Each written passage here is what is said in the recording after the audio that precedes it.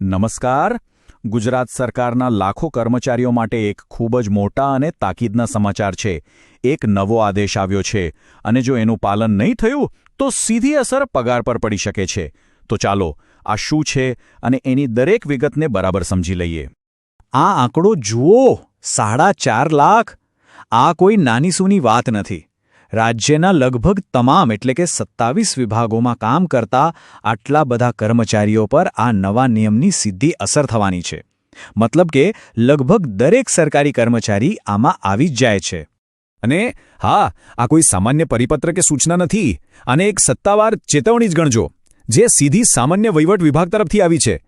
આના પરથી જ સમજી શકાય કે સરકાર આ નિયમના પાલનને લઈને કેટલી ગંભીર છે અને એ માટે કોઈ પણ કડક પગલાં લઈ શકે છે. તો સૌથી મોટો સવાલ કે શું ખરેખર પગાર અટકી શકે છે? તો એનો જવાબ છે હા, બિલકુલ. જો આ નવા નિયમનું પાલન કરવામાં નહીં આવે તો જાન્યુઆરી મહિનાનો પગાર રોકી દેવામાં આવશે. એટલે જ આ આખી વાતને હળવાશથી લેવાની ભૂલ બિલકુલ ના કરતા. તો ચાલો હવે મુદ્દા પર આવીએ. આખરે આ નિયમ કોને કોને લાગુ પડે છે અને કઈ કઈ વિગતો એટલે કે શું જાહેર કરવાનું છે, આ બધું આપણે હવે એકદમ સ્પષ્ટ રીતે સમજીશું. તો જુઓ, આ નિયમનો વ્યાપ ઘણો મોટો છે. આમાં વર્ગ 1 અને વર્ગ 2ના બધા જ અધિકારીઓ તો છે જ, પણ હવે વર્ગ 3ના તમામ કર્મચારીઓને પણ સામેલ કરી લેવાયા છે, અને એ પણ રાજ્યના બધા જ 27 સરકારી વિભાગોમાં. ટૂંકમાં કોઈને પણ આમાંથી બાકાત રાખવામાં આવ્યા નથી. સૌથી પહેલાં વાત કરીએ સ્થાવર મિલકતની. સ્થાવર મિલકત એટલે એવી પ્રોપર્ટી જેને એક જગ્યાએથી બીજી જગ્યાએ ખસેડી ન શકાય. જેમ કે આપણું પોતાનું ઘર હોય, કોઈ જમીન હોય કે પછી કોઈ પ્લોટ. આ બધી જ વિગતો હવે જાહેર કરવી પડશે. અને હવે જંગમ મિલકત. આ એટલે એવી સંપત્તિ જે મૂવેબલ છે, જેને ખસેડી શકાય.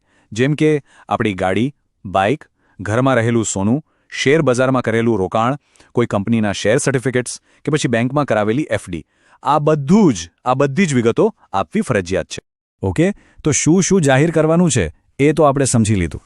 પણ હવે સૌથી અગત્યનો સવાલ કે આ બધું ક્યારે અને કેવી રીતે કરવાનું છે. ચાલો એની આખી પ્રોસેસ પર એક નજર નાખી લઈએ. આ તારીખ મગજમાં બરાબર ફિટ કરી લેજો. 31 જાન્યુઆરી 2026 આ છેલ્લી તારીખ છે. અને હા, આ જે ઘોષણા કરવાની છે એ કેલેન્ડર વર્ષ 2025 દરમિયાનની મિલકતો માટે છે. કોઈ પણ સંજોગોમાં આ ડેડલાઇન ચૂકાય નહીં, એનું ખાસ ધ્યાન રાખવું પડશે. સારી વાત એ છે કે આખી પ્રક્રિયા ઓનલાઈન છે. આ માટે સરકારી કર્મચારીઓ માટે જે કર્મયોગી પોર્ટલ છે એના પર જવાનું છે. ત્યાં તમને આના માટેનું એક ખાસ ફોર્મ મળી જશે અને એને કેવી રીતે ભરવું એની પૂરી ગાઈડલાઇન્સ પણ ત્યાં જ આપેલી હશે. ફોર્મ ભરતા પહેલાં એ ગાઈડલાઇન્સ એકવાર ધ્યાનથી વાંચી લેવી ખૂબ જરૂરી છે, જેથી કોઈ ભૂલ ન થાય. આ જે વાક્ય છે એ સીધું સરકારી પરિપત્રમાંથી જ લેવામાં આવ્યું છે, અને આનાથી પરિસ્થિતિની ગંભીરતાનો એકદમ સ્પષ્ટ ખ્યાલ આવી જાય છે. જો નક્કી કરેલા સમયમાં મિલકતનું પત્રક સબમિટ ના થયું તો જાન્યુઆરી મહિનાનો પગાર જે આપણને ફેબ્રુઆરીમાં મળે એ રોકી દેવામાં આવશે. આનાથી મોટી અને સ્પષ્ટ ચેતવણી બીજી કોઈ હોય જ ના શકે.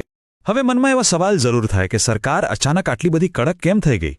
આ નિયમને આટલી સખ્તાઈથી લાગુ કરવા પાછળનો હેતુ શું હોઈ શકે? ચાલો એ પણ સમજીએ કે સરકાર આ વિશે શું વિચારી રહી છે.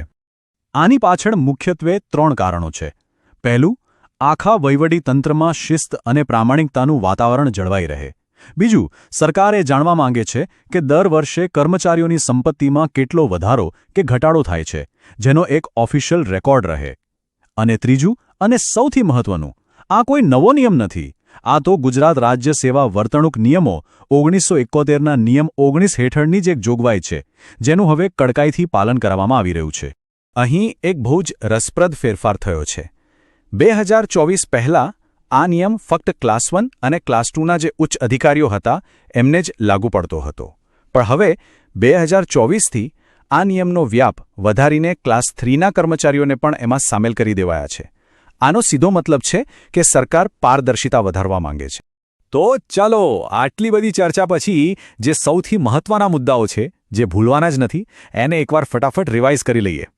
તો આ રહ્યું આપણું ફાઇનલ ચેકલિસ્ટ. કામ શું છે? સ્થાવર અને જંગમ મિલકતની ઘોષણા સબમિટ કરવી. કોણે કરવી? વર્ગ 1, 2 અને 3ના બધા જ સરકારી કર્મચારીઓએ. છેલ્લી તારીખ કઈ છે? 31 જાન્યુઆરી 2026. કેવી રીતે કરવાનું છે? કર્મયોગી પોર્ટલ પર ઓનલાઈન. અને જો ના કર્યું તો જાન્યુઆરી 2026નો પગાર અટકી જશે. બસ આટલી વાત તો ખાસ યાદ રાખવી જ રહી. અને છેલ્લે એક વિચારવા જેવો સવાલ. સરકારનું આ પગલું ખાલી એક નિયમનું પાલન કરાવવા પૂરતું નથી, પણ એ સરકારી વહીવટમાં પારદર્શિતા લાવવાની દિશામાં એક મોટો પ્રયાસ છે. તો વિચારવા જેવી વાત એ છે કે ભવિષ્યમાં આવા નિયમો સરકારી કામ કરવાની પદ્ધતિ અને કર્મચારીઓની જવાબદારીને કેવી રીતે વધુ મજબૂત બનાવશે. આના વિશે જરૂર વિચારજો. લેટ્સ અપડેટ 13 સાથે જોડાયેલા રહો.